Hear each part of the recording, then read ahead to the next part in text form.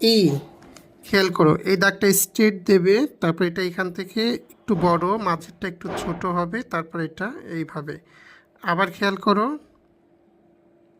মাঝেরটা একটু ছোট হবে, তারপরেরটা দেখো এইভাবে। আরেকবার দেখো। তো এখানে আরেকটি বিষয় আছে, যে অনেক সময় দেখবে যে আমরা এরকম দেই, এই যে এরকম দেই, এরকম দিলে সুন্দর দেখায়, কিন্তু এটা অনেক সময় লাগবে। এটা কোনো দরকার নেই, তোমরা স্বাভাবিকভাবেই লিখবে। এই যে এইভাবে, মাঝেরটা একটু ছোট হবে, পাশেরটা অর্থাৎ এইটা এবং এইটা একই বরাবর হবে।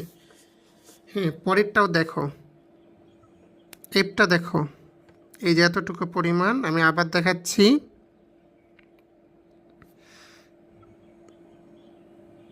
তো অনেক ক্ষেত্রে তোমরা যে ভুল করো, দেখা যায় যে এইটাকে অনেক বড় করে ফেলো, তারপরে এটাকে এত বড় করো, তাহলে কিন্তু এটা কিন্তু খারাপ দেখায়।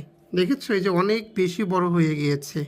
তোমরা এইভাবে করে লেখার চেষ্টা করবে। লেখো এবার, যারা লেখো, লেখো সবাই মনোযোগ সহকারে।